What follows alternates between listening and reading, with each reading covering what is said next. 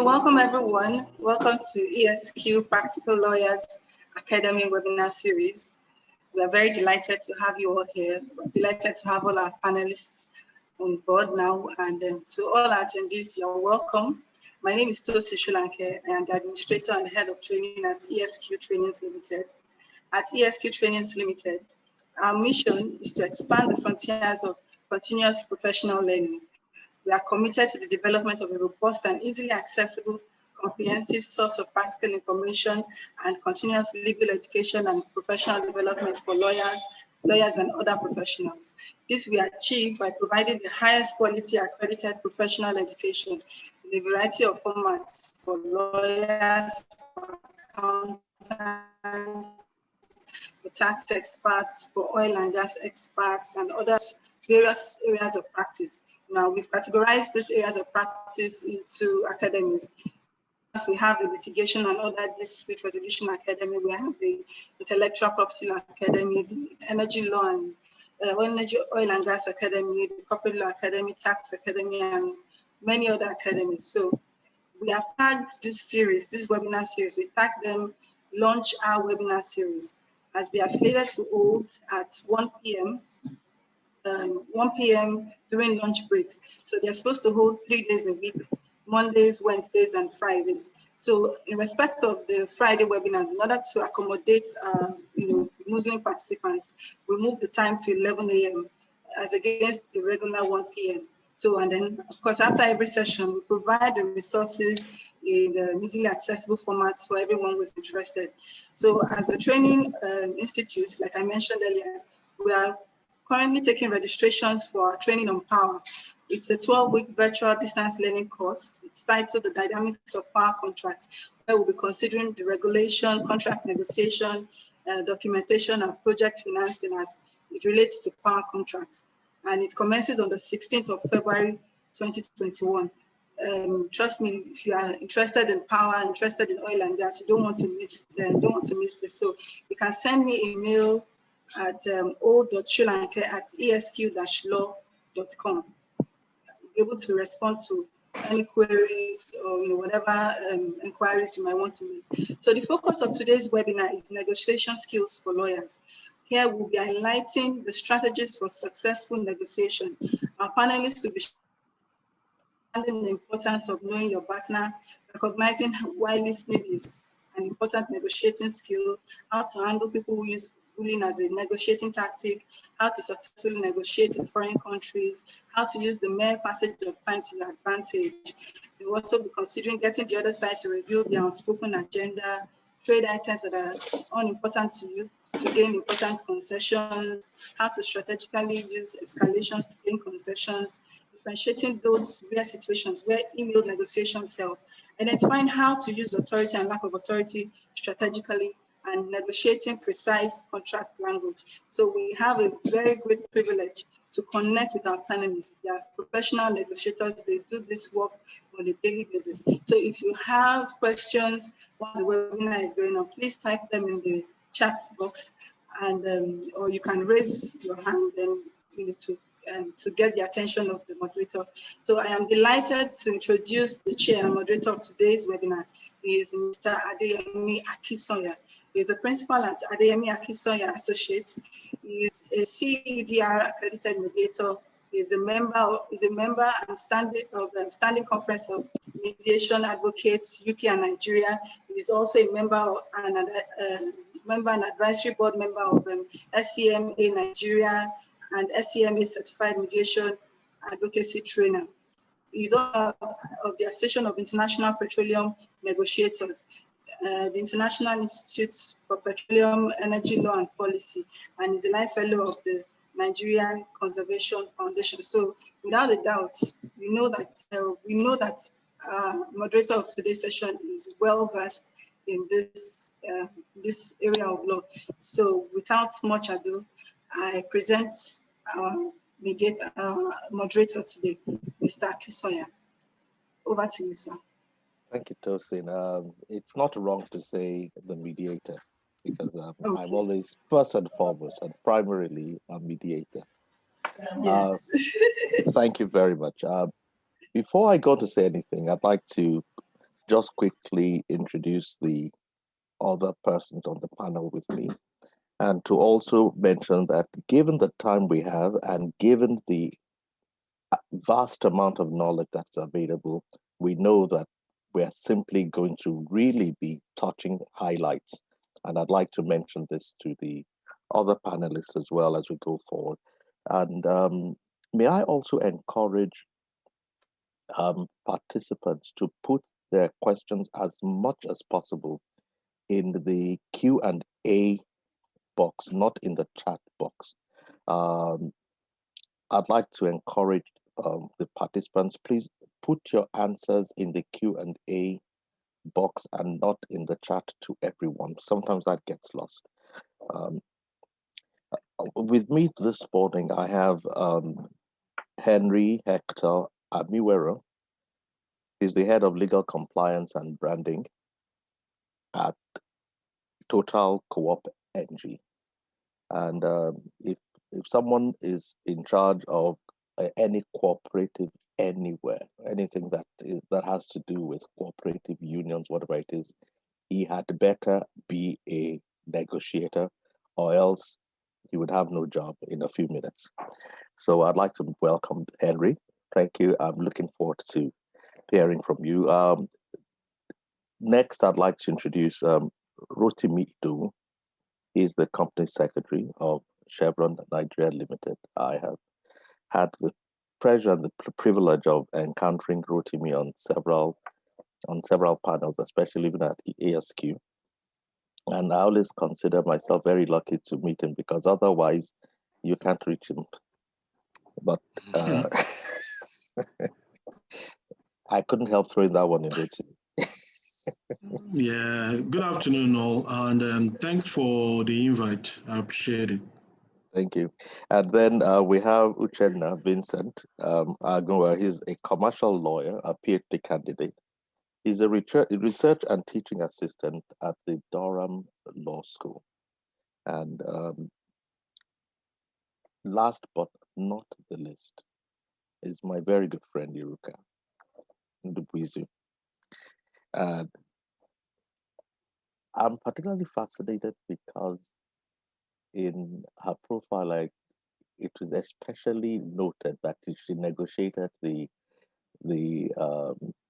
donation of a 40-foot container of equipment and supplies without cost. Now, I need to know how you do that in this commercial world. So you know, therefore, that no doubt she's eminently qualified as a negotiator, a strategist, a trainer, as well as a public speaker. I have been introduced by Tosin, and I would not want to take any further time. To make sure that we make the best of our time, I want to suggest as much as possible that we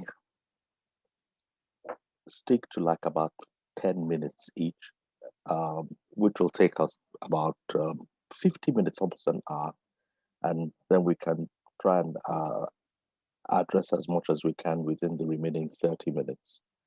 And I'm going to start off by trying to speak on negotiating skills for lawyers. And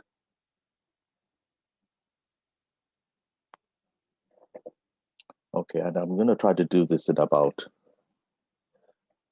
10 minutes. And I'm going to be focusing on just certain areas only as we speak. Okay. Now, first of all, negotiation, I think it's important for people to understand what we're talking about when we talk about negotiation. It has one goal. It is aimed at reaching an agreement. That is the goal of the negotiation. And the goal of any negotiation is to get each party to willingly do in the future what it has agreed to do today. The reason why many contracts end up in courts of law is because many times that goal is forgotten. There's a lot of focus on ego. There's a lot of focus on getting my own key points in. There's a lot of effort on getting my agreement.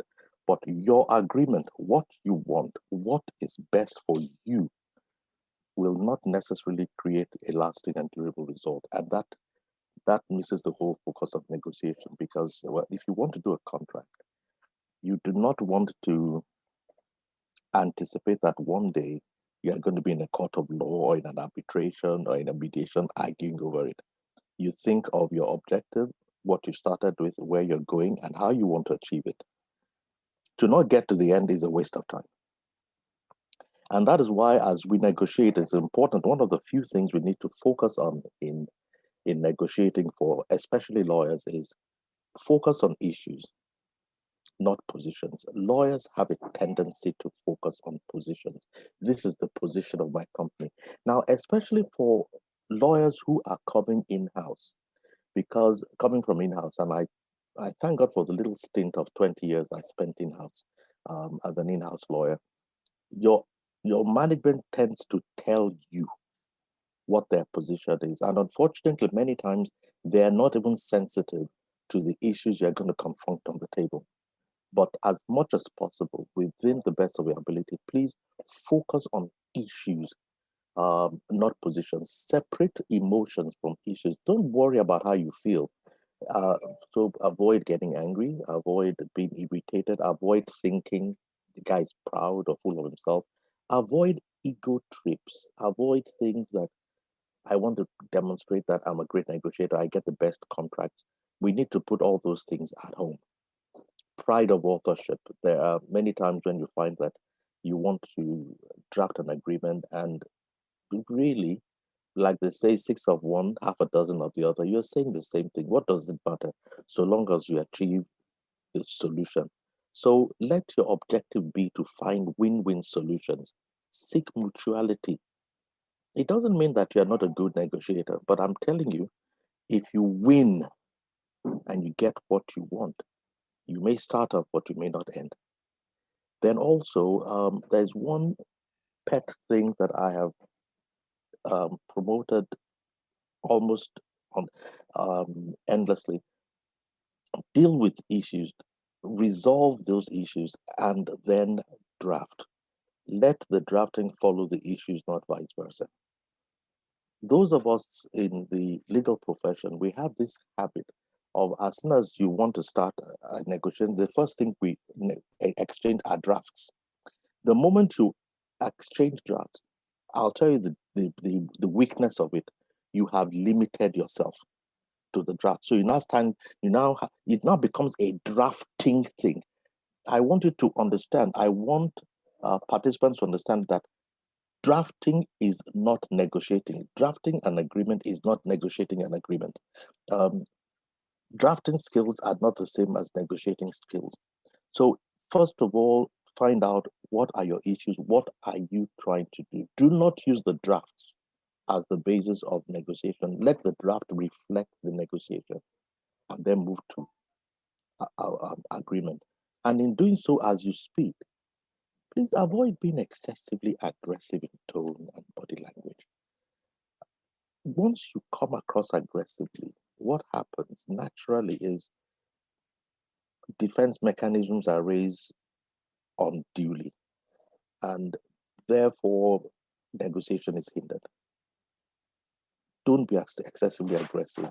Try and make a conscious effort to moderate your tone. Let your tone always be nice and attractive. I always say to people, it may not be an appropriate example, but I say this. You can imagine when two people, man and woman, who are who are in a romantic situation. Have you noticed that they never shout? They never shout. If two people are in a corner, cooing, necking, they don't shout. I love you. No, it's more like, I love you, dear. Oh, you're so sweet. You're so nice and gentle. Because the tone of language is important. And therefore, when you're on the table, if you even speak and you come across as a very humble person, you know, Before you know, people are conceding things to you that they did not intend to concede. Do not betray an impulsive or own-centered position, because in doing so, most times you often do not demonstrate reasonableness or logic. You do not demonstrate sufficient objectivity and concern for the business, and worst of all, you cause hostility. Now, one other thing that you need to do as you're negotiating is you need to know the value of the subject matter and the relative importance of the subject matter.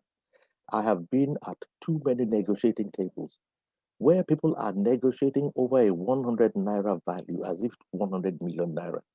You see, in the overall scheme of a client's business, please don't drive a beetle with Rolls-Royce strategy. Please, you may have spent 10 years studying negotiation. Every negotiation is not an opportunity for you to display all your skills and all that you know. Be relevant to what you're looking at. And sometimes if you're dealing with a relatively simple thing, also be simple in your approach and let things go. So understand the interests of the others, because it enables you to satisfy them at the lowest cost to you. Now, you cannot understand the interest of others without listening. Again, that is one thing. That's why drafting is not a good way, because drafting does not let us listen. Try and understand, what are they saying? What is their interest? Don't assume that you know what their interest is. Don't assume that you can determine it for them. Understand. One of the 7 habits that Stephen Covey spoke about, which is one of my favorite, is seek first to understand before being understood. Know what your goals are. Frame your goals in terms of interests. It allows you for greater flexibility and a greater likelihood of agreement. Share information with your opponents. It increases the number of possible acceptable solutions. Don't hide things. Don't think, oh, I will surprise them. I won't let them know this. Oh, they don't know this. The thing is that if they don't know it at the point of negotiation, if it is something critical and they know it later, it will abort the agreement. Now, one other thing about this, and I'll just digress a little from my slides and say this. Please, when you are dealing with people, when you are listening means I want to understand what they are thinking. I'm not listening to find out how much they are saying that agrees with what I'm thinking. I am listening to understand what are they saying. You know, in mediation, sometimes I learned this lesson, because so many times you find that a mediator comes in and he says he's listening, but actually he's already determined what he wants to hear. So he's actually listening to hear what he wants to hear, and that already is no longer listening. So listen. Now, and in doing so, what you want to listen to is, you want to know what the real interest is. That is what determines the true positions, not just a position. Put yourself in the place of the other party. How do I incorporate interest in my negotiation strategy? How do I get that interest in? What is important here? Once I know what the interest is for my organization as well, then it is easy for me to see if someone says do this, which is even totally different from what I'm thinking about before. I question them and I'm able to see, oh, does it still fulfill my interest? If it does, I yield it. There is no point trying to be a strong, oh, no, I don't yield. No, I don't agree. No, we're not going to take that. I'm sorry. Oh, that's a breaking point. I always feel bad when lawyers especially tell me that is a breaking point. That is a deal breaker. In my personal philosophy, there is no deal breaker. It's a matter of understanding. Most times, what you call a deal breaker is actually something which, if both parties rationalize it well, it really wouldn't work even for both parties. So it is important to do that. If you have a team, let me also just quickly drop this in. If you have a team, delegate. Let each person focus on a particular type of interest. Listen first, have a conference, talk, make a list. make a chart, write down the things that are there, go back, go and look at the response to those interests, see where they align with your own interests, where they coincide with your own objectives, and then where they don't. And where they don't is going to be your first place where you say, well, can we suggest this? Because although we see what you're saying here, if you do it that way, it will defeat this, because this is what is vital to us. Can we suggest this? And the moment you have that kind of neutrality in approach, you'll be surprised. You get a lot more cooperation. As much as possible, what you want to do in negotiating is you want to generate options of resolving the interest. And when you've done that, you now go back to draft your agreement. Now, somebody will ask me, what's the relevance of this to what we're talking about? It goes back to listening. Both places you're looking at are eating places, they are dining places, but they're two different things. You want to make sure that when you are speaking, you want to hear, what are they talking about? Are they talking of the one on the left or the one on the right? Are they talking of that high-class dining establishment? Or are they talking of a drive-in fast food? So you must listen actively, understand the other side and the issues. And as much as one doesn't like to focus too much on morality or ethics, but I'll say this, humility is important. Be ready always to concede what it is unnecessary to argue. And you can acknowledge what is right without necessarily arguing with it. Yes, I see what you're saying. I see that. I can understand that. My difficulty is that if we went that way, this would happen. You know, keep objectivity at the top of your negotiations. Keep it.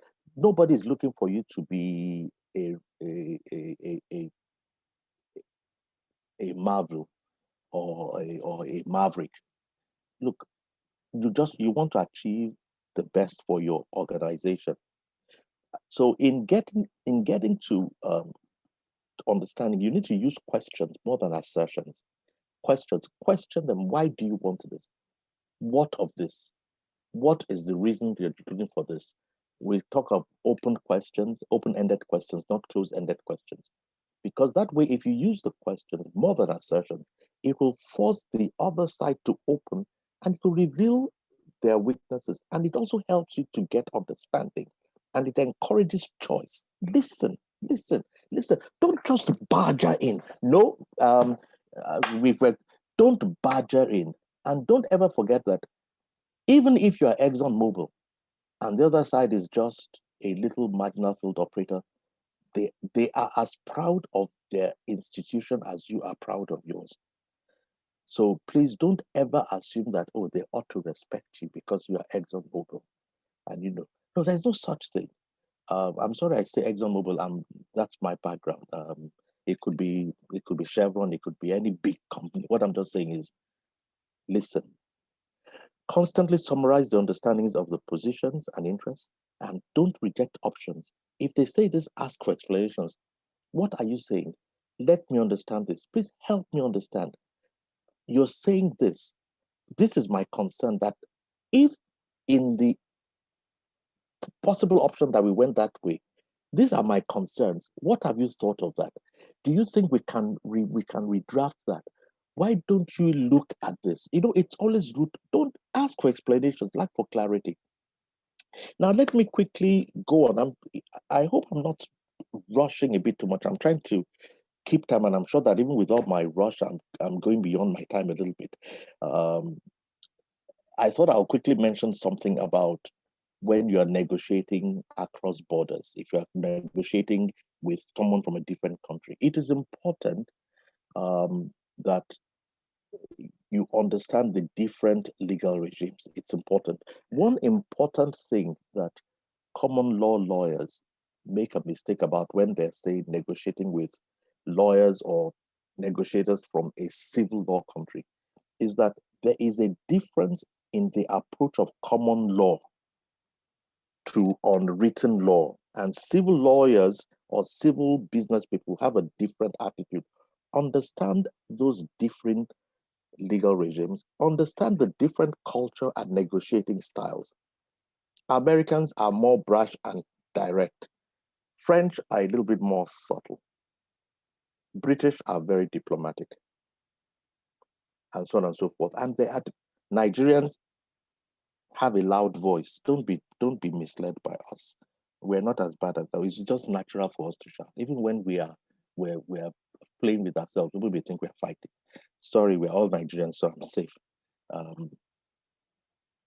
So let me quickly stop there. I'm sure we'll have some time to ask some questions, and I know that I hope I've not gone too far beyond my time, and there'll be time for questions and answers. Again, I want to encourage members of the general audience, please, if you have questions, put your questions in the Q&A chat. I think it will enable our administrator organize them better than from the general chat.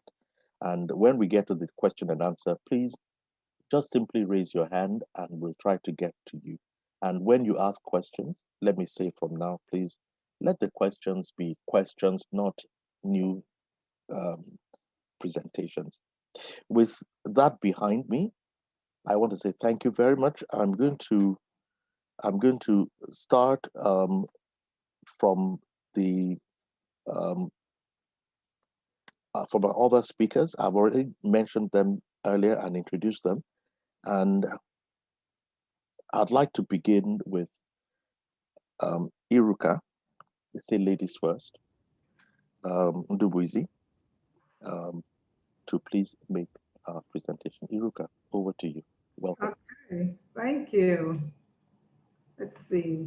So I'm gonna, again, I have about 10 minutes to run through this, so I'll be going pretty fast, but hopefully we'll all get something out of it. So I'll be talking about preparing for negotiations and how do you do that? Okay, we just heard about things you shouldn't do. So how do you make sure you're doing it correctly? Here's a definition, but again, I won't repeat everything Mr. Kingston has said. He has defined what it is for us. I like the last definition. It's like a give and take decision-making process involving two or more persons. So what does that mean? That means that these are people that you have to give and take. There's no win-lose. You both have to win. Like he said, whatever you agree to has to be durable and endure for time. So as we're talking about this negotiation, for me, it's where you have to maintain a relationship afterwards. It's not a winner-takes-all kind of arrangement. So these are your clients, maybe even your family members, potential customers, whoever they are. There's a relationship you're trying to maintain. So you can't come in there, gung-ho and trying to take everything. You have to give something and hopefully in turn receive something. So how do you do that in a very collegial environment that everybody leaves the table with a win? I love this quote. You don't get what you deserve, you get what you negotiate. So what does that mean? You should know what you deserve, and more importantly, be able to articulate why you want that.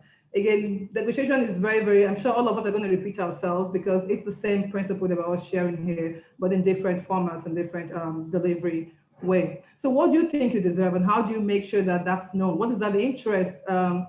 Yemi talked about earlier, and do you know what that is?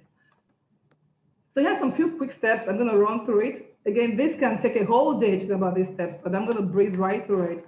At least you'll get some nuggets. For me, the two-step negotiation, the preparation and then the actual conversation. The more you prepare, the better your dialogue will go. If you run in there without preparation, you're going to come out not getting the best deal for yourself or for your client. So take some time, just take some time to think through what's going to happen, right? There's no hard and fast rule, but you need to stop and think about what am I going to do? How am I going to do it? And what are we trying to do? I'm going really fast, but hopefully, hopefully you can keep up. I understand that, but you're doing well. You're doing well. Thank you. Yeah. So the first question, should you negotiate? Now, we as lawyers think we can do everything. We have this one-size-fits-all way of saying the word. Should you negotiate? And why are you asking that question? Mr. Yemi talked about emotions. If you are hyper-emotional, maybe you shouldn't negotiate. If you're somebody who is always adversarial, who brings a hammer to a place you need to bring a table knife, maybe it's not you. If you're somebody who's afraid of the conversation, maybe it shouldn't be you, and that's okay. You need to know, should you be the one to do it? And if you really want to do it, are you getting the skills to do that, right? It's a learned behavior. I mean, it's not rocket science. It's a matter of adjusting the way you think and do your word and do your dialogue. So anybody can learn it. But are you aware that you need to learn? Are you aware that you're deficient in the skill? If you are, very good. You're on the right, you're on the right track.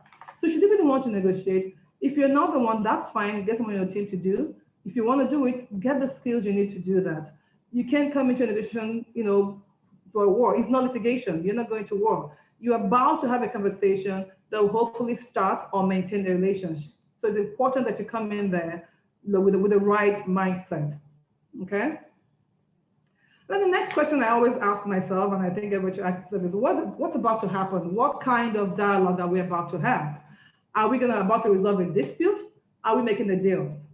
No, why does it matter? If it's a dispute, you're looking backwards. Something has gone wrong, right? Somebody has messed up or you have messed up, and you're coming here to have this dialogue to fix it. It's a whole different mindset. You can't come in there adversarial. You're going to come in there either with what your interests are and a way to resolve it, or what you're going to offer if you're the defaulting party. So your mindset, you're looking at what has happened before, where you've messed up, how do you fix it? So you have to come there, complacent if you are the one who's aggrieved, and if you're the one who's, if you're the one who caused the conflict, and if you're that person, what do you want? How will this be fixed? We can scream and scream and scream, but until we take how do you want this to be resolved? So it's a whole different kind of brain power that you use to have that conversation. Okay. If you're making a deal, that's the good part. New relationship, new ideas, very creative, very forward-looking. We're going to do this deal and all that. So it's a very exciting time. You also have to come to that party knowing what you want to do, knowing what you want, knowing how to have the conversation. It can be, like he said, it can be about positions. It's about interest. What are our interests? We're going to share it. And why do you share your interests? So we can collectively think about the best way to meet your interests, right? People don't always think about that. Because you can have an interest and you have one way you think you can solve it. But in an open conversation, there's several ways, you've heard the saying, to skin a cat. There's several ways to solve a particular problem. And your way might not be the best way. So coming to the deal with an open mindset, very collaborative, we are bound to create a bigger pie and find other ways to create, to solve a problem. I had a client one time who wanted a 24-hour customer service line, and they were sure that's what they wanted. No, but that's not why do you want that? Or want to give great service? But that might not be great service. You can have the line open 24 hours. I may have my internet provider never answer the phone, but they offer 24-hour service. Or you can have a 12-hour service, and that 12 hours you offer extreme value. So it's not always about what you think will solve your problem. What do you need, and then how else can your other partner help you meet that need? Again, to be able to do that, we have to be open-minded, forward-thinking, eager to make the conversation, and most importantly, listen to the other party and find out what they're trying to achieve, and then how best can we all get that problem solved? Because we're trying to provide solutions here. That's why you negotiate. You have different preferences, and you want to reach an agreement. So how do you do that in a very, very safe, comfortable manner where everybody is happy and you can maintain your relationship after the deal is done? So you have to evaluate it. Again, you have to think about why am I doing this? What do I want? So before you leave your house, before you even have the meeting, you need to evaluate the negotiation. What is my goal? And why is that my goal, right? What do I want? What's important to me and why? I keep saying why over and over again, because once we know the why, we can find out other ways to solve it, right? So it's not what do you want, it's like, why do I want this? Why do they want what they want? Why are they asking for this clause or this language or this service?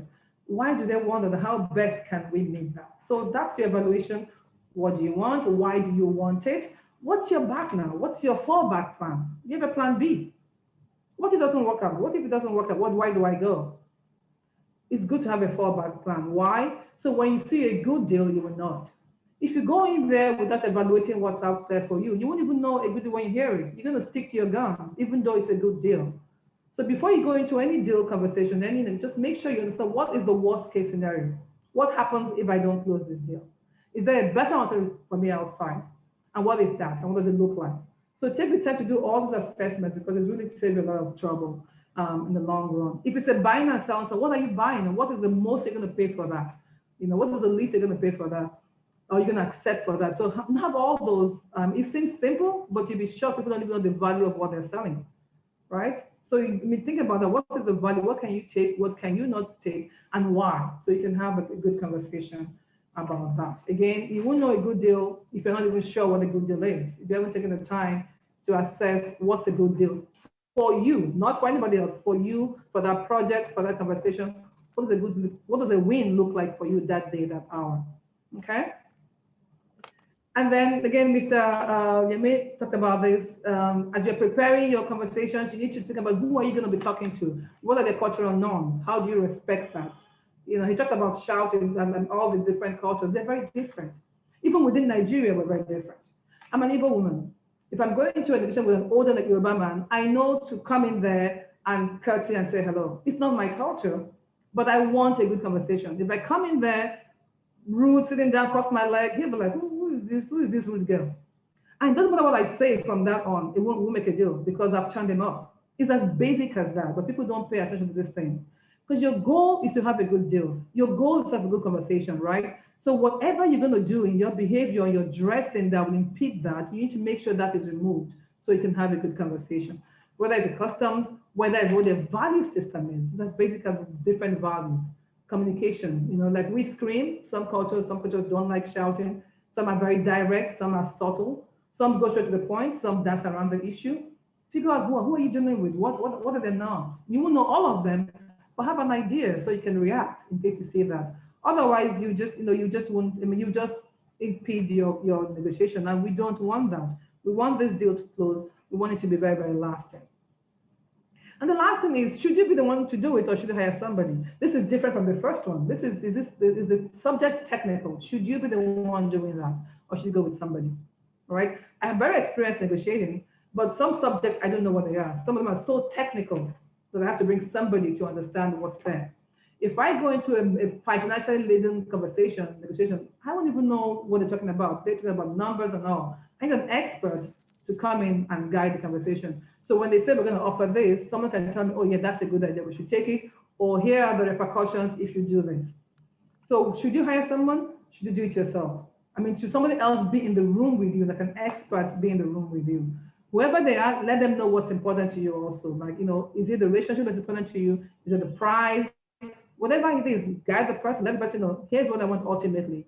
And both of you as a team can go in there and get the best deal for yourself or for your client. So that's the last thing. I ran through it pretty fast. So hopefully I didn't lose you completely.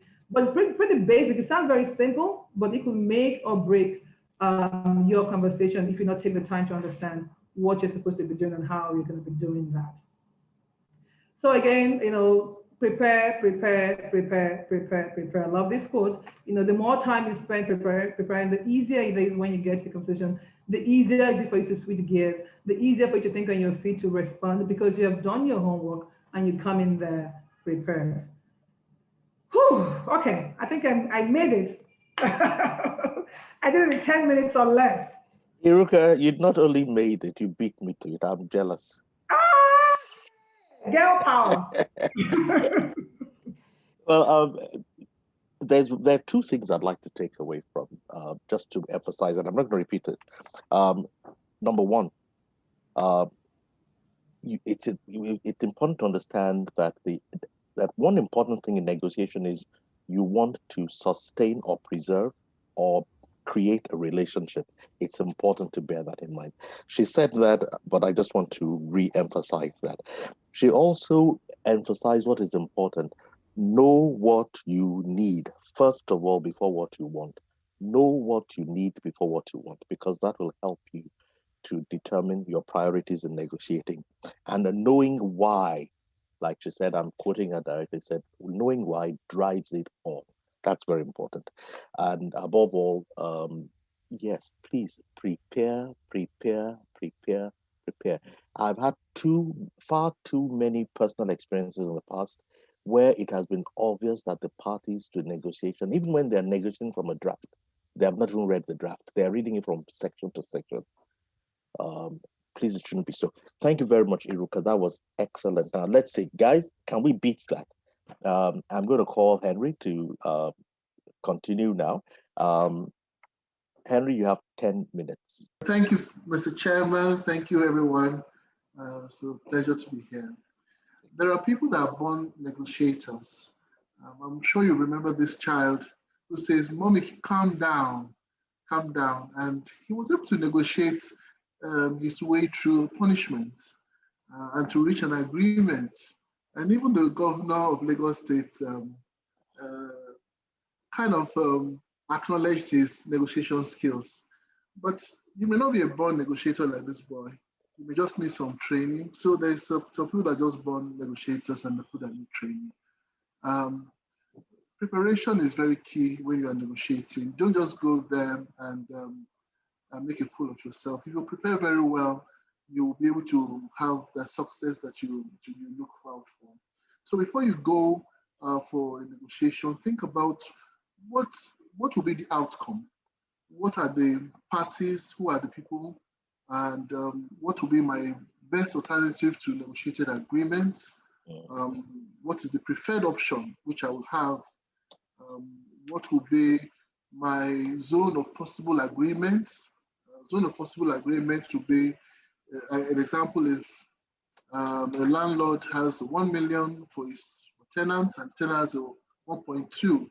That's line between 1 million and 1.2 is a zone of possible agreements. Think about that. You also need to think about what's my worst alternative to a negotiated agreement. You need to be like Kenny Rogers, who says you got to know when to hold them, know when to fold them, when to walk away, and when to run. So what's your worst case scenario? What's the thing that you will say, okay, this negotiation is it will be called off if we go this route. Knowing the parties is very crucial. Many times you need to use the internet to know the people you're talking to, know who your other colleagues are, the business allies are. There are times in which that you need to know the culture, especially when you are in a different culture. We went to negotiate with an Asian, and she did a tea ceremony for us. My other colleagues who came despised the tea ceremony. Of course, you know how the negotiation went. Just because my other colleagues never knew what a tea ceremony in Asia is. So when you have cross-border negotiation, you need to know the culture. You may need to use an interpreter. You may need to understand the custom and what you need to do. You know, in some places, especially in Asia, you may not. There are some things that the way you point your hands, the way your body language is very important in some other cultures. You also, before you go to the negotiation table, you need to negotiate the process. When are we going to meet?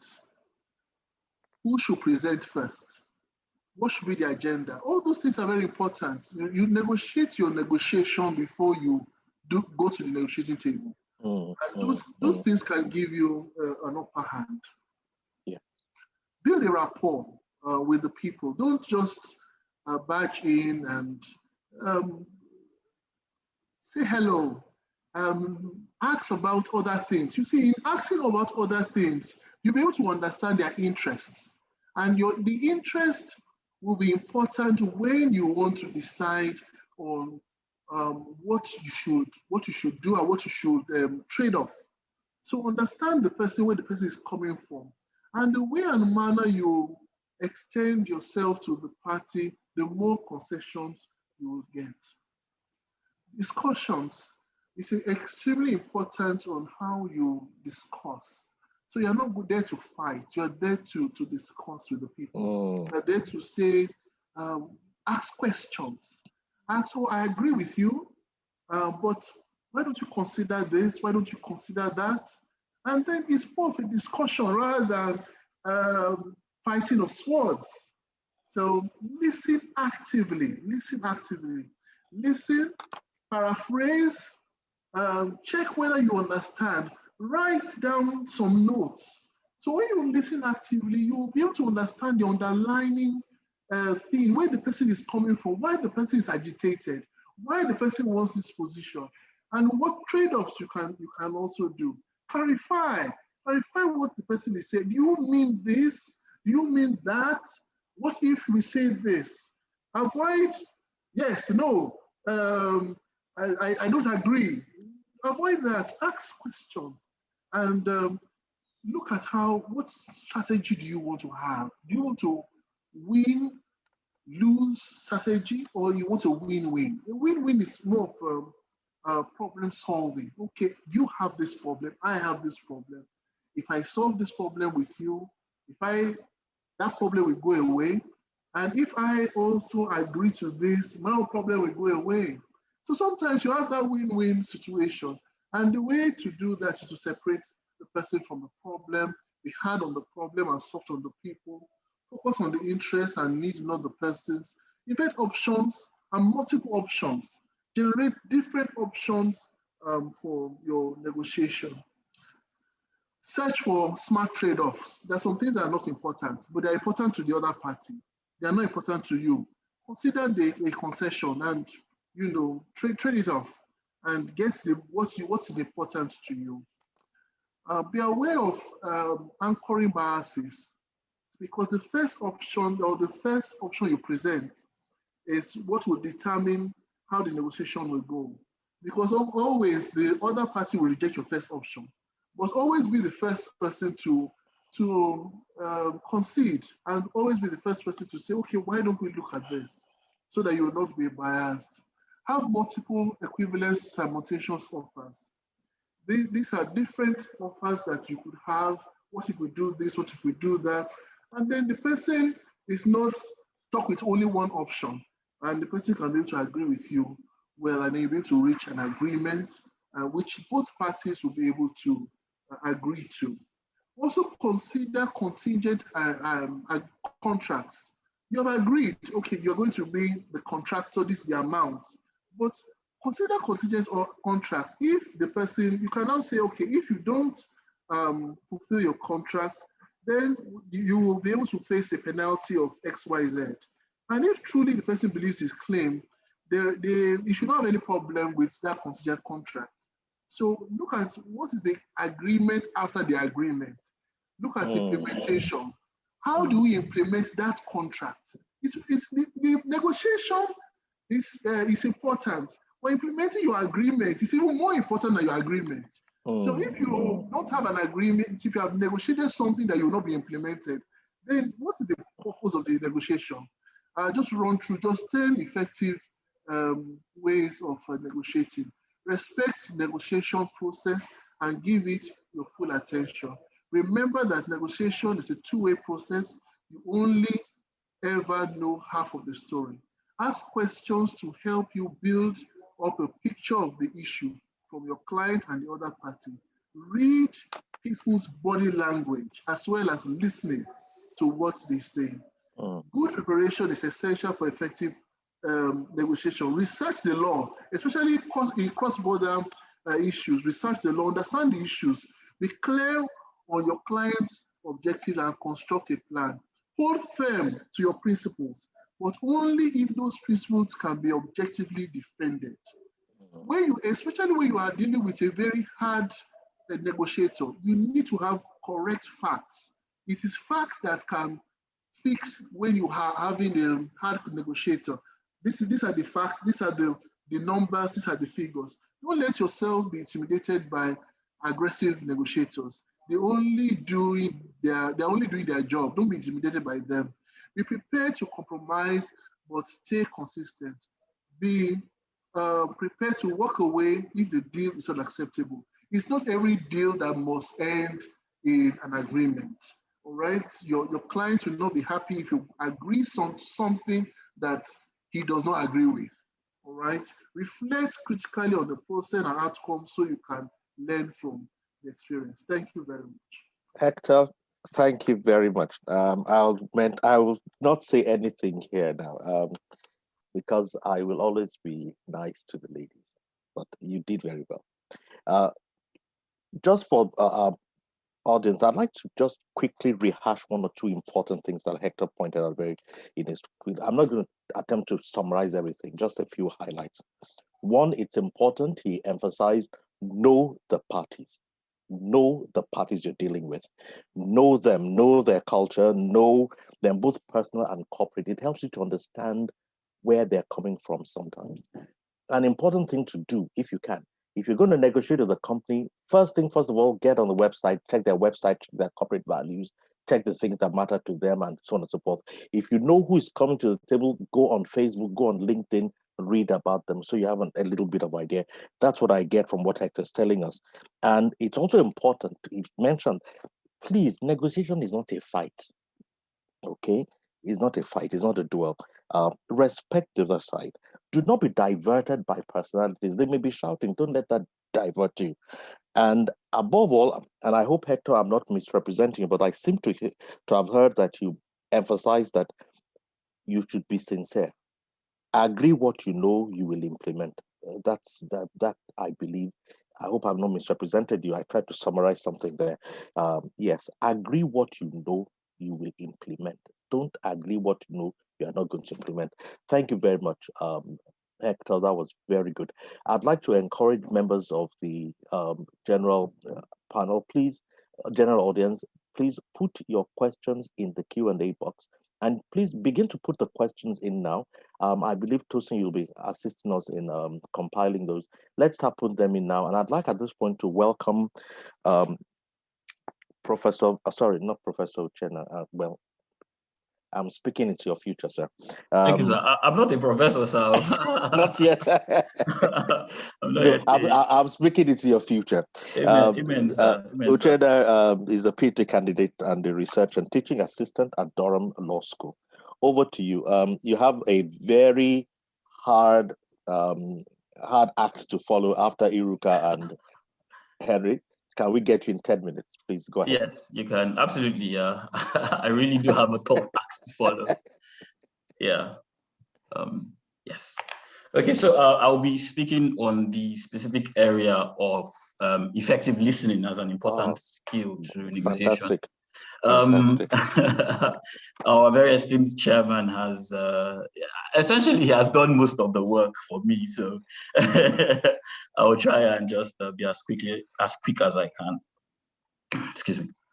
Okay, so first of all, we are looking at listening from the point of view of negotiation. That is when the negotiation is actually taking place, when the parties are already at the round table and they're discussing. So yeah, so I kind of looked at it and came up with what I understood should be the right type of listening, because it could be active listening or passive listening, but a combination of both will bring about effective listening. So effective listening goes beyond just sitting patiently, paying attention, nodding your head and saying, yes, yes, I understand. It involves a focused, active, and intentional attention for the purpose of understanding the information that is being conveyed, both from a literal, lingual point of view and from an empathetic point of view. So essentially, what it requires is that the negotiator should go in there with every single intention of paying attention to understand what is being said to him, not only literally, but also to know where the other party is coming from. So it requires an active mind and empathy to understand what the other party is saying. It also involves using certain verbal and non-verbal signs, which definitely indicates to the other party that you're paying attention, because it's important. We always want to know that we are being listened to. When we engage in effective listening, we essentially provide feedback, and we are essentially saying to the other party that I hear you and I understand you. So I'll just run through the importance. So effective listening is critical in ensuring that information between both parties are understood and absorbed successfully, because it is not enough for you to hear. You have to actually absorb it and have an appreciation of where the other party is coming from. Effective listening is essential in allaying feelings of fear, anxiety, mistrust, anger, particularly in relation to negotiations generally, and particularly towards you, the negotiator, because most people go into negotiations with a bit of apprehension because they don't know who they're going to meet. They don't know the angle which the person is coming from. They don't know whether it's going to be a hostile environment. So with effective listening, you will be able to kind of calm the person down and make the person, the other party comfortable. Effective listening can be used to gather all the information that you need to have a better and deeper understanding of the other party's positions, angles, and point of view.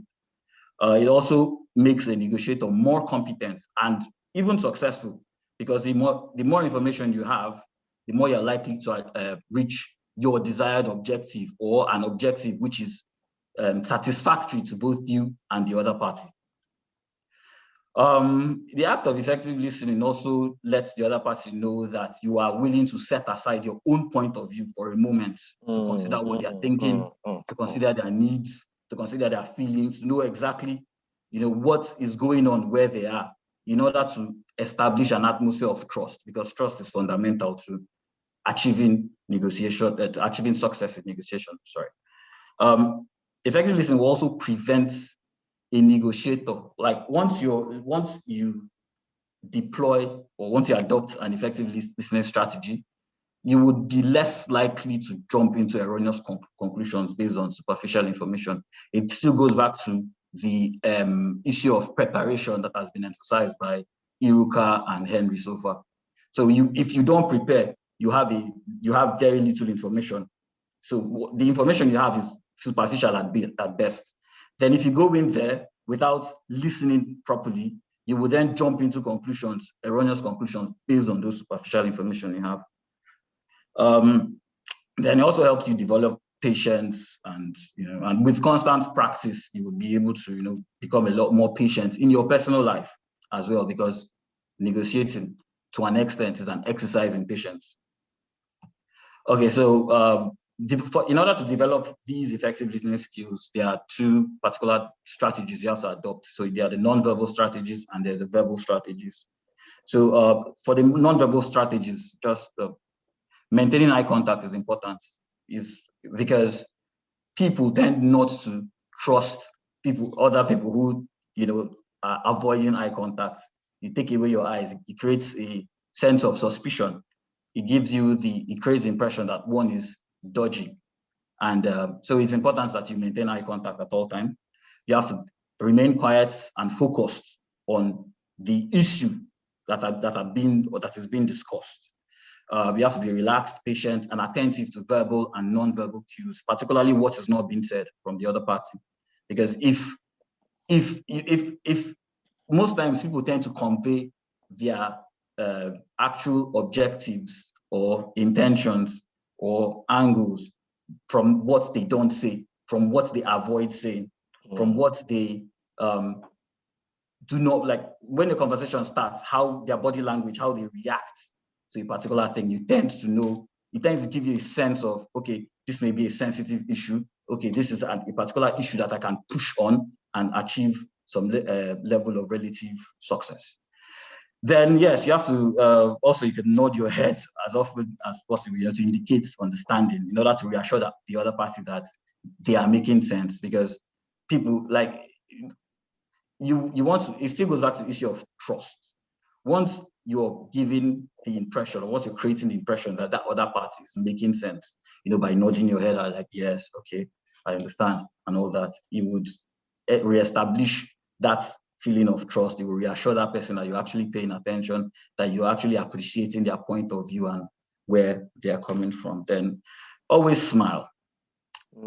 Then for the verbal strategies, asking questions has been discussed extensively, so I won't really dwell on it, but it is a fundamental requirement in order to open up, find the exact issue that is burning, that needs to be dealt with, because sometimes people tend not to disclose everything. So you can use open questions fundamentally. So you could, I give an example that, you mentioned that, can you please explain what you mean? Can you help me understand exactly what you're trying to explain, or what the issue is or what your concerns are and all that. Then you can also adopt paraphrasing, which essentially is a summation of that other person's point of view by you. So you're like, okay, I understand you. If I understand you correctly, you are saying da da da da da.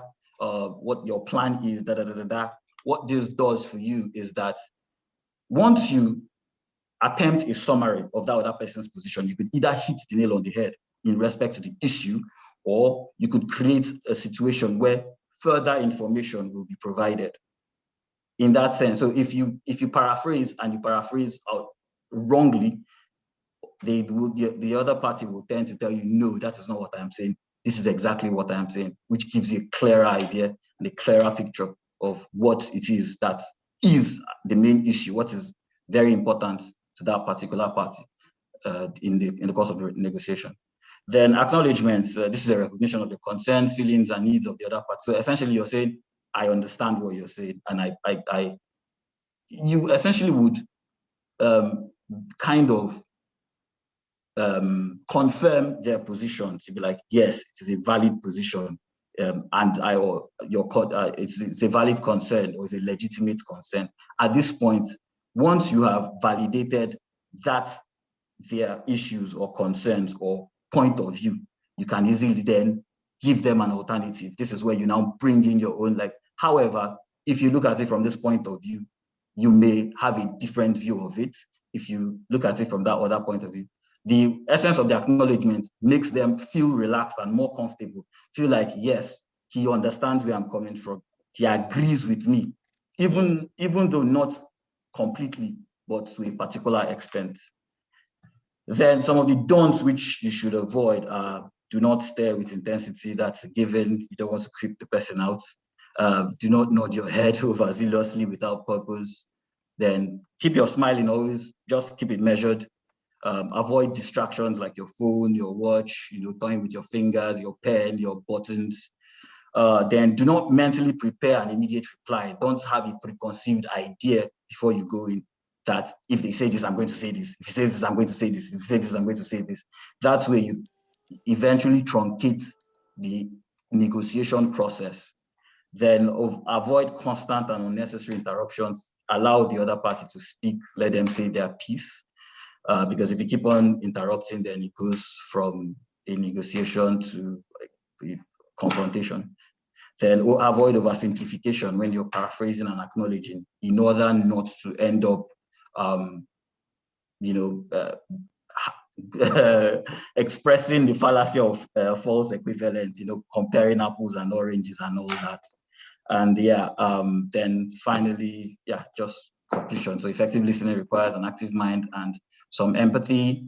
Effective listening requires both verbal and non-verbal skills. Effective listening is very important in negotiation because it provides insight into the thoughts, needs, feelings, and objectives of the other party. Non-verbal listening skills include nodding your head, maintaining, and verbal listening skills includes asking questions. So thank you all for listening. Uchenna, thank you very much. Well thank done. You very much, thank sir. you very much. I'll just again, as usual, just take 2 minutes to just quickly capture one or two essential things from what he said. Now, he focused a lot on an effective listening, and he says effective listening is not what you say, is what you do. And empathy is essential to that. And this is essential to an effective and successful negotiation because above all, it establishes trust.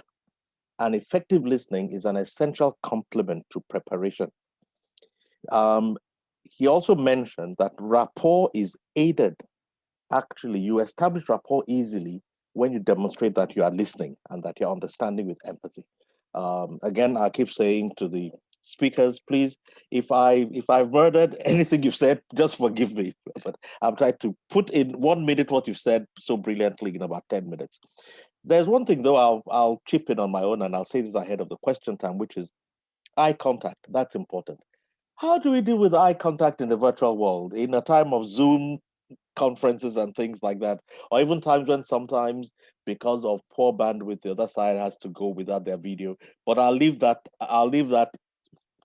for us to think about. Once again, Uchenna, thank you very much. And this time, I want to call on Tola So on Rotimi, who is the company secretary of Chevron Nigeria Limited, like we say customarily, last is not the least.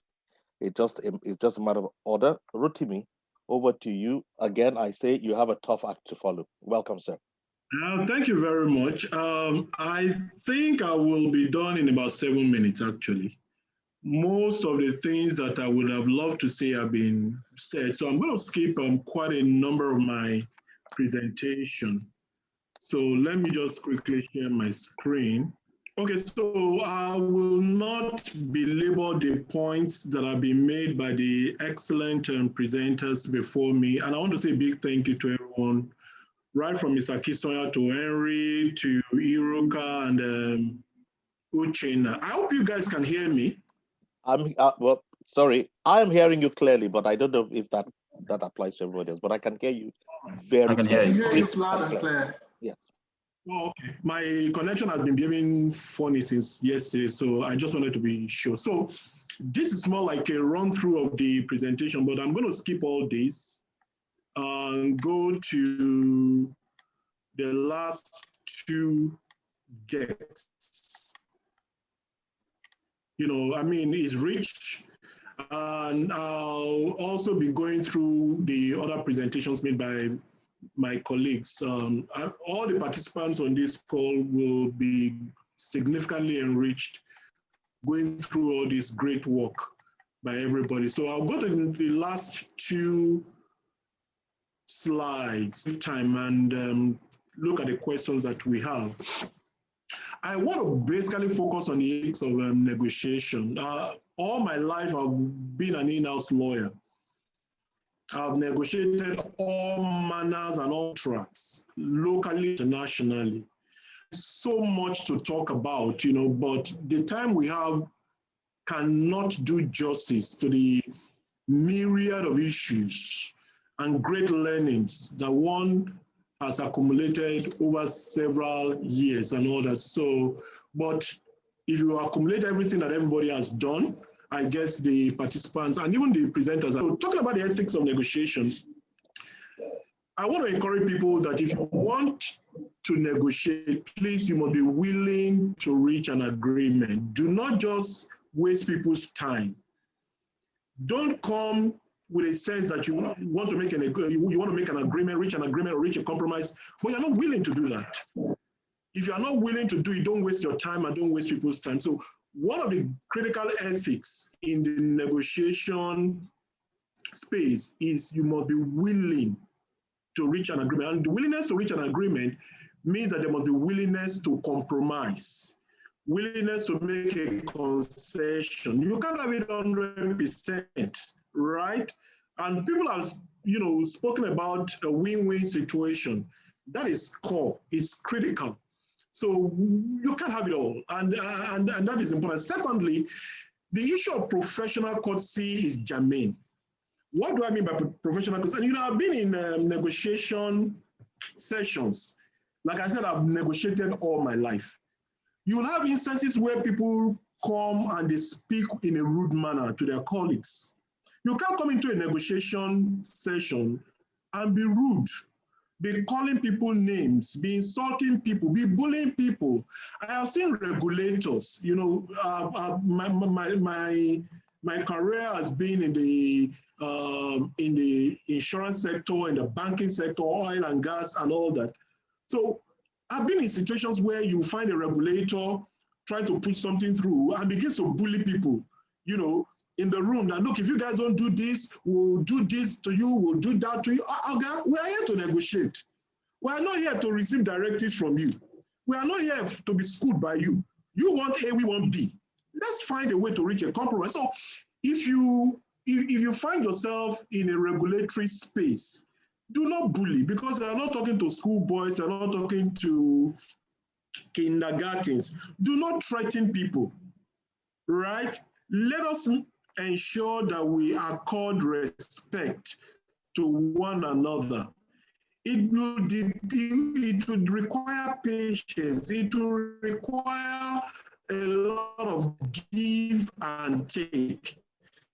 So that is very important. Don't raise your voice on people. Caution is a conversation. And somebody has rightly put it, ship to maintain at the end of the day, right? I have been in a negotiation before where people were throwing files at each other. All in the name of negotiation. Wow. You know, so these are misconceptions you have come to discuss. Do you know that you can negotiate over a glass of drink? You are talking. Your clients may expect that you be shouting, and lawyers fall into that trap because they want to impress their clients to show that they are working, they are agitated. No. You can be having a tete-a-tete with the other party, and I brought you here to negotiate. You are talking. We are professional colleagues, professional courtesies and all that. Then the third one is integrity. Please and please, integrity is at the very of our calling as make an agreement, agree on a particular issue, then you come back and say, yeah, but I didn't agree. No, we can't agree on a particular issue. Then you write something different in the body of the, right? People do that. People mark up documents and smuggle something in, then they don't mark the particular issue up. It's only looking out for see what is not marked up. Let our word be bond. We can't afford to lose integrity because the moment you lose, you lost everything. So lawyers must make sure that they maintain integrity. Finally, the last deck is what are the common pitfalls in negotiation? You have a whole list of them there. You can't come to a negotiation, don't know what they are talking about for a lawyer. And they are talking about bandwidth, talking about megahertz watts. And you're just looking as if, what are they talking about? Bro, you need to do your homework, right?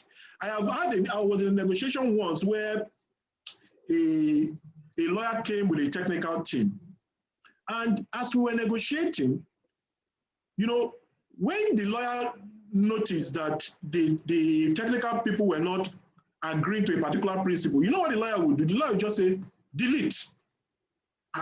So I'll look at her and say, delete what? Why should we delete? She will not be able to provide an answer. She will just say delete. So as the lawyer, you must know your business. If you are going for a negotiation, please prepare, right? Number two is you must constitute a strong team. If you are going to negotiate a technical issue, make sure that you have the right complex of resources coming with you. Your commercial technical people, the legal people, and anything and everything that you need. If conversation drifts in a direction that you are not sufficiently know, you can link to somebody adept in that so that you can have a meaningful conversation. Again, you must be willing. Some people come and they have said that don't focus on your position, focus on the issues. Again, you must demonstrate, be impatient. Don't. There's so many things. Looks like we lost Rotimi there. What a pity. I'll just pause a few seconds to see whether he gets back in. We'll give about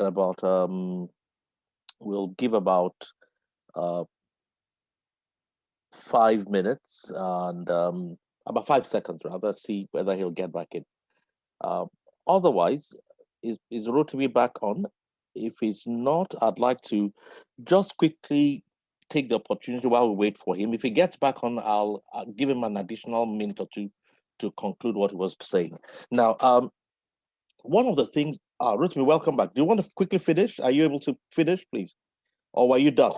No, I'm done. We can't finish it all in one day. It's people will get a lot of value when they go back to the website and read through the materials. The materials are quite rich. Okay. Thank you very much, Rotimi. Thank you very much. Again, as much as you might not really believe it, there's some things that I believe are complementary to all that have been said so far in all that we have been discussing, and that is importance of integrity. There must be a willingness to have an agreement. Don't come to negotiation as a ploy to save time. Don't use negotiation to buy time. Come to negotiation, be willing to reach an agreement. Courtesy is important. And in this respect, I know that he is right. Most of us who've been in any kind of industry in-house at all will agree with him that as regulators, and if there are any regulators among us, please, can we begin to encourage regulators that they don't have to bully the people in order to make their point? And this is what Rotimi has so very clearly played out. I'd like to just add one sentence to that. And please, for lawyers as well, do not play to the gallery. Don't try to show off your skill. Do not play to the gallery. And one other important thing that Rotimi pointed out, which I'd like to underscore, is the need when you're going into negotiation that you build a competent team, appropriately qualified. Don't send insurers from your team to go and negotiate an exploration contract for you. You know it is disaster. Don't send technologists to go and negotiate a contract that is non-technologically driven. It will be disaster. Again, I'll always perpetually apologize that in trying to say in 30 seconds to 1 minute what somebody has even tried to say in 10 minutes. If I have murdered anything you've said, please forgive me. On that note, I'd like to say, first of all, thank you to Iruka, to Henry, to Uchenna, to Rotimi for brilliant presentations. Like Rotimi mentioned, I believe that most of these materials will be on the website, but we have some time left, and I thought we might be able to take some questions. The only question in the question and answer box says, could some of the slides be shared as guidance? I believe they will be shared, and I believe that Tosin, do you want to speak to that, please? Tell us what the plans are and what you want us to do. Do you want the speakers to send their slides to you, and will you have them on the website for people to go to? The only thing I ask, please, if you go onto the website, if you look at any materials used by any of the speakers, this is where integrity and ethics comes in. Please, if you must copy slides, I would encourage you, please, to acknowledge the source. It doesn't take away from your use of them. Our speakers today have made quotations and I've said who said them. It doesn't make any difference. But please, let's try to maintain that. So that's the answer to that question. If there are any other questions and you haven't written them down, we have a few minutes to go. Tosin, I think we have about 10 or 15 minutes. May I encourage you, if you raise your hand, I'm sure Tosin will recognize you and allow you to speak. Please, when you ask your question, ask it brief, straight to the point. Don't start a new presentation. Just give us your answer, your question, and we'll determine who would be best answer it. Thank you, Tosin. Over to you. Please take that for us. Thank you. Okay, sir. Thank you so much, sir. Thank you to all the panelists. So we have 2 hands, and okay, one minute, Idike. You can unmute yourself now and ask your question. Good afternoon, everybody. Good afternoon. Yeah, I actually came in late. I'm sorry about that. I had to do school run, but I don't have any question because I didn't really get the lecture. So I would love if I get the material so I can go through them. Okay, thank you, Wamine. And don't worry, believe it or not, school runs are part of negotiation. So thank you. Can we take another question after that. Okay, Mubarak Raji, you can ask your question now. Please unmute yourself and ask your question.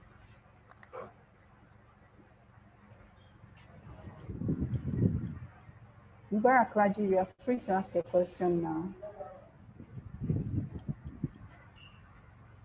Okay. Okay, it appears that it's probably not. Okay, can we have Tunde Rufai? Okay, thank you very much. I want to thank everybody for these beautiful contributions and training. I really appreciate it. My question is this: what if, as a lawyer, you are in a meeting and while the negotiation is going on, you feel that what's on the table is okay and beautiful and is good for the for your client, and your client is unwilling to take this offer? What can you do as a professional?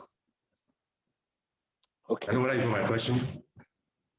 I believe what you're saying is that you are at the table, you are representing your client, you see that the agreement or a certain point is good and maybe should be considered or accepted, but your client feels otherwise. What should you do? I would like, did I get you right, Tunde? Yes, you got me right. That's the question. Yes. I think I'd like Rotimi. I know you were having some problems with your network, but because you're an in-house person, I know this must be something you face often. And then I'd like to also talk to Henry, because you're on the outside. So one on the inside, one on the outside. Very briefly, what do you think? You think it should be accepted? Your client says no. And for those of us in-house, our client are those managers to whom we report. Okay, so can you hear me? Yes, sir. Okay, so number one, you don't go to a negotiation table without having a brief of what the client wants. Okay. Because you are not going there to represent yourself. You are going there to represent a client. So if what you have on the table, it does not tally with what your client wants, then you can't accept it.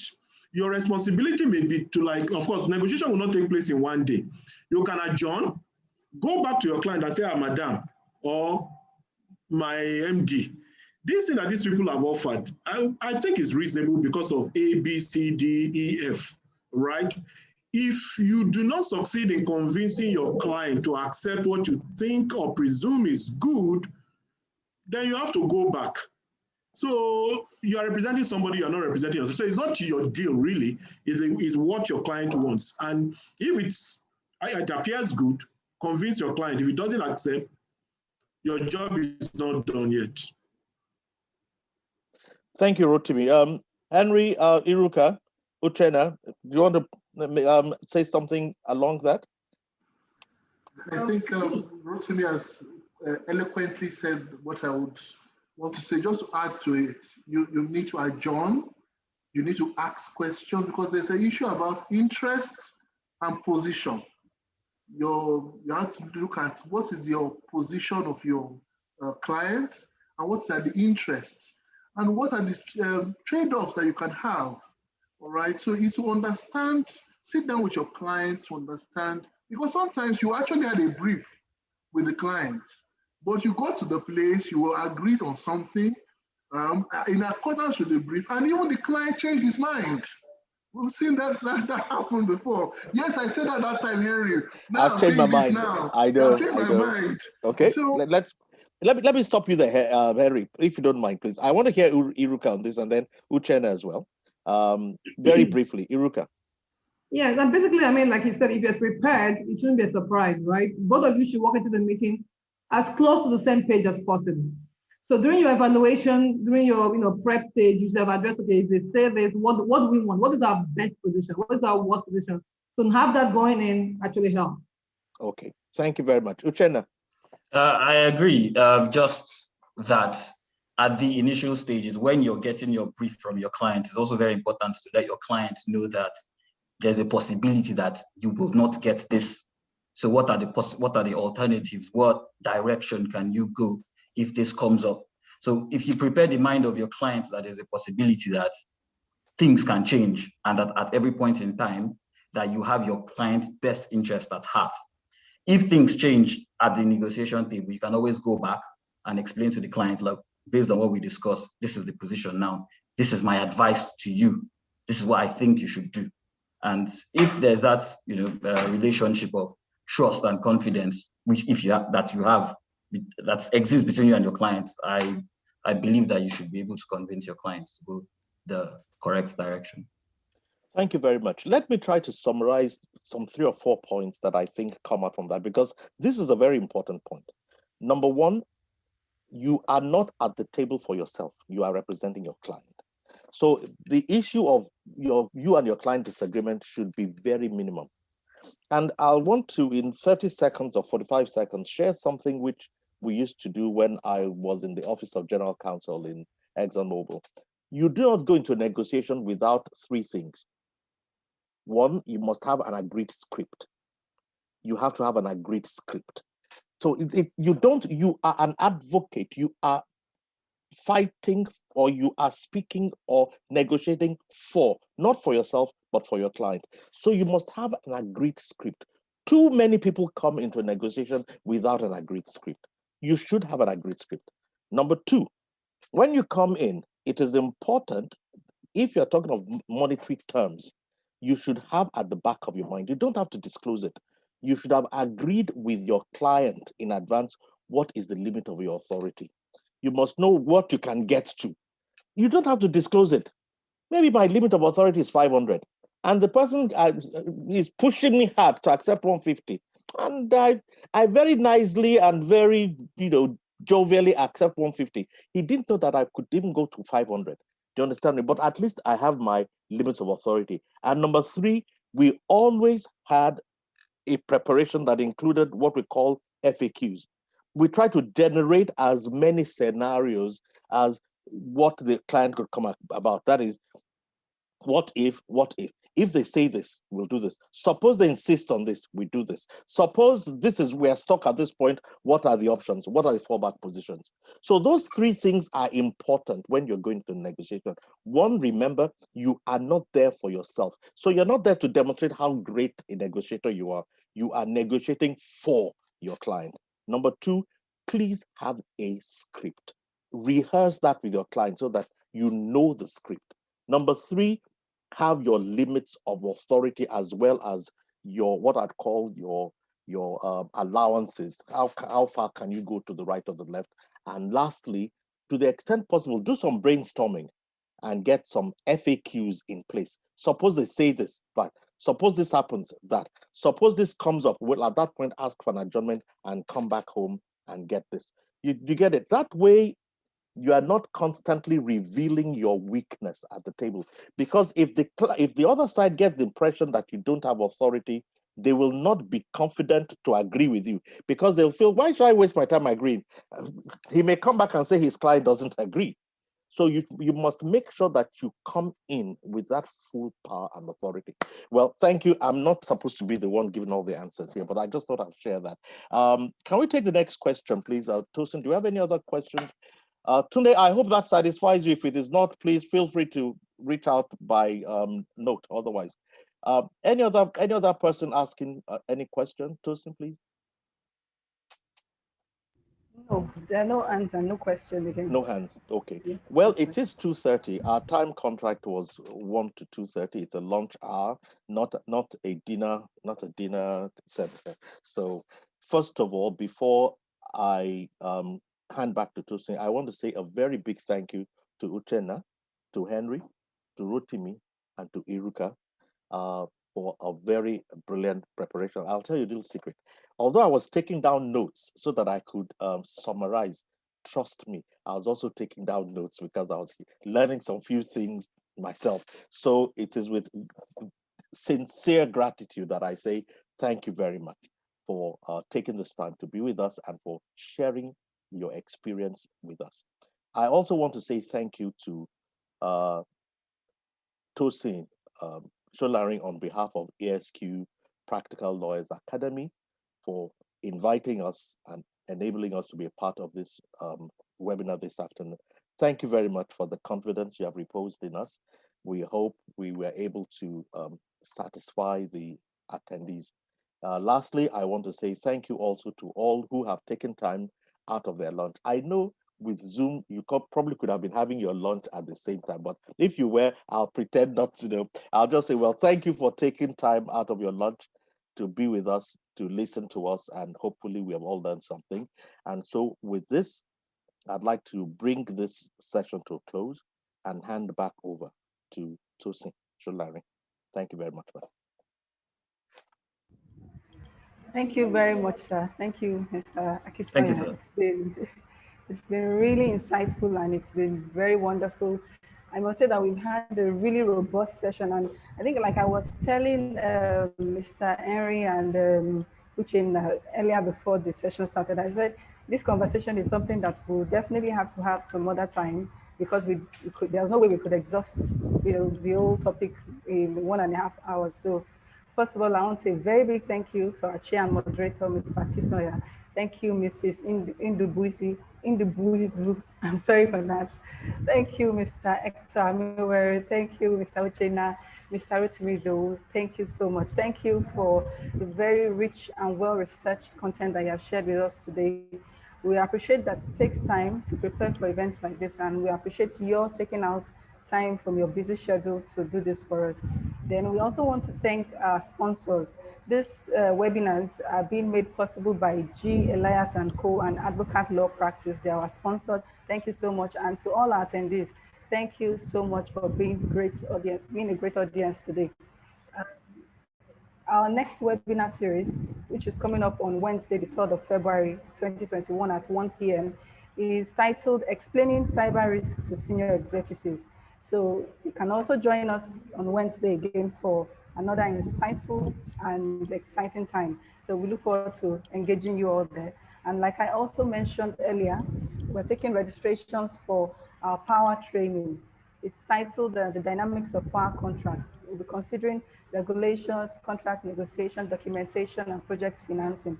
And it's a 12-hour virtual distance learning course. So you can learn from the comfort of your homes, your office, wherever you are. There is no stress attached to this. And it starts on the 16th of February, 2021. So you need to send me a mail at o.sholanke@esq-law.com to get more information about the power contract. So once again, I want to say a very big thank you to everyone. Thank you for making today as wonderful as it has been. And I will say a happy new month to everyone. It's interesting that today is the first day of the month, and what a wonderful way to start the month and the week. So thank you all so much. Thank you. Thank you very much. Thank you very much, Tosin. Thank you to everyone once again. And sorry for the slight bridge. I suddenly lost connection, but I was able to get on a second connection. I always try to have 2 or 3 connections going on at the same time, so I can switch like what happened now. So thank you once again. Enjoy the rest of your lunch. Enjoy the rest of your week. Enjoy the rest of your month. Take care. Thank you very much, ESQ. Thank you very much, everybody. It was nice, meeting you all and learning from you all. Thank you. Thank you, everyone. Wonderful presentations. Thank you. Thanks, and bye-bye, everyone. Great meeting you all. Yes, Iruka, great meeting you. Uchenna, that PhD. Henry. Thank you, Rotimi. Great guys. All righty. Talk to you all later. Bye now.